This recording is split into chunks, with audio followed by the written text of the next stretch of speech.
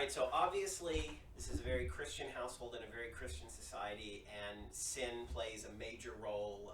Sin, trespass, iniquity, all that kind of stuff. So what do you guys have thoughts about that? We've obviously got the 7 deadly sins: pride, wrath, gluttony, greed, sloth, lust, envy. And we have other like functions of sin, different things like that. So where do you guys want to start on that one? Should we assign the sins to the people? Give us one to start with. Will for pride. For pride, yes. His name has the word will in it. Yes. His own self-confessed sin, the conceit of pride. Yes. I also feel like, and this is not particularly a deadly sin, but I feel like the manifestation of his pride tends to be dishonesty, right? Lying about the silver cup, lying about like Thomason taking it, lying about him and Caleb going to the woods and what they're doing, and Caleb actually ends up lying on his behalf, which I'll talk about later in that situation as well. And I feel like his pride is also connected to his work ethic, right? She said when he finally invites her to speak truth, right? She's like, you don't know how to hunt, you don't know how to farm, like all you can do is cut wood. And he does, he cuts wood over and over and over again. He dies buried by his handiwork, right? The wood falls on him, and that's what he's dying from the attack from Black Phillip. But the irony is that all that wood falls on him that he's been cutting and buries him.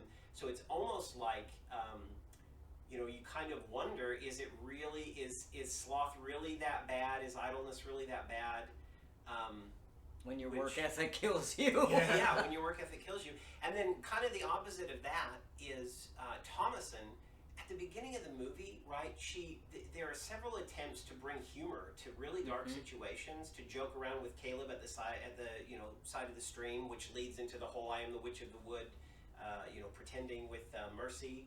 And it seems like, Thomason, she's playing with Sam when he's kidnapped, right? She's doing peekaboo with him, right?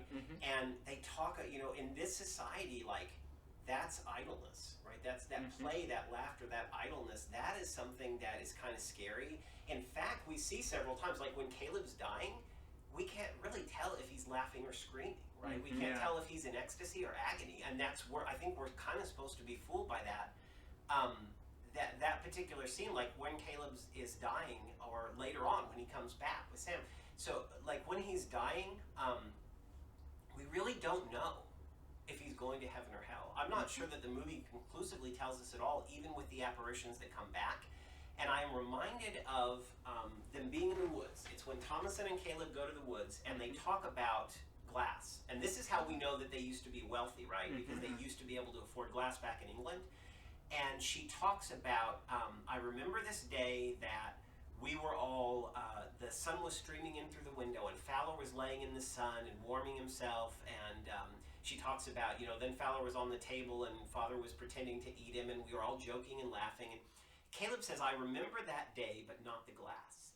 And it's interesting, if you look at their worldview, it's like the stuff that's heavenly, the stuff that's of God is true stuff. It looks like God, it looks like heaven.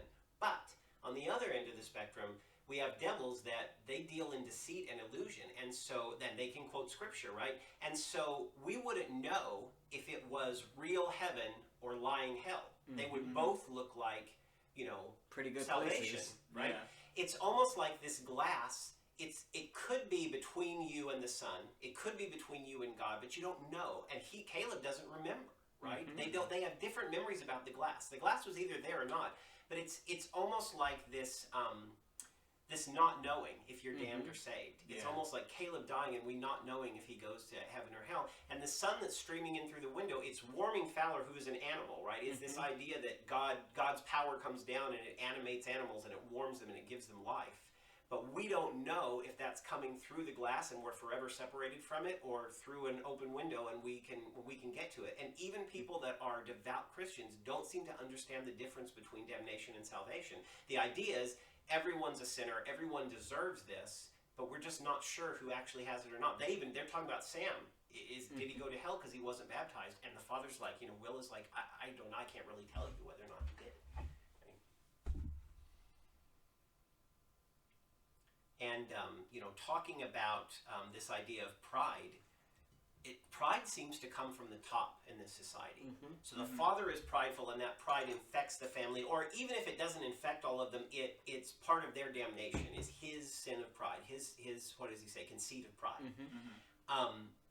It makes you wonder, if father is the one in this family unit who's fucked up and who is corrupting everybody else, can we carry that analogy on up to God is the ultimate prideful? I mean, the person with the most pride in the universe, the least humble person in the universe. Is it a top-down sin? Is the sin of pride coming down from God the Father through God the Son, through through the community elders in the Puritan community, through the Father down into the Son, down into the daughter? It really makes me think that you could see this whole idea of not knowing damnation and salvation, not knowing what's a sin and what's not a sin. It makes me wonder if there's an alternative reading of this movie where, we see at the end Thomason up on a tree, like a Christ figure, and it makes me wonder: is the subversive, the matriarchal, the sinning, the idle, the mirthful, the laughter and levity loving person in the family, is she actually more holy or a better person than anyone else in the family because they're corrupted by the sin that comes down from their religion, from God? And you could really read God as the corrupt agent here, not the devil.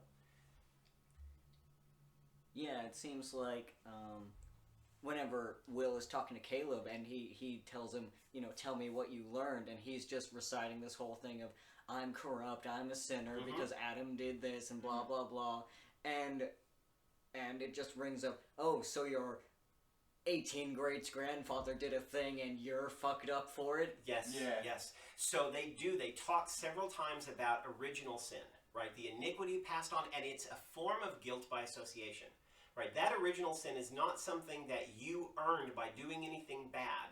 It's something that you earned by being related to Adam. And Caleb brings that up to Will, and he's like, and he says, what did Sam do to earn hell? He didn't do anything. He was a baby. Exactly. It was not his actions, it was his status.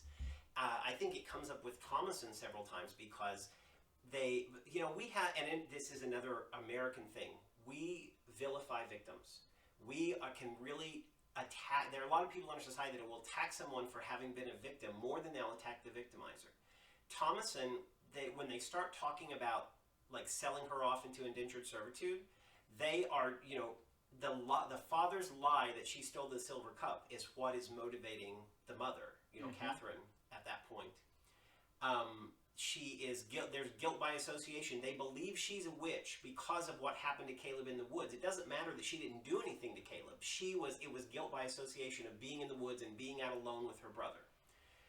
It seems like there was another. Like I said, can you guys think of other examples of guilt by association in this? Because it seemed like there was something else. But... Mercy. With.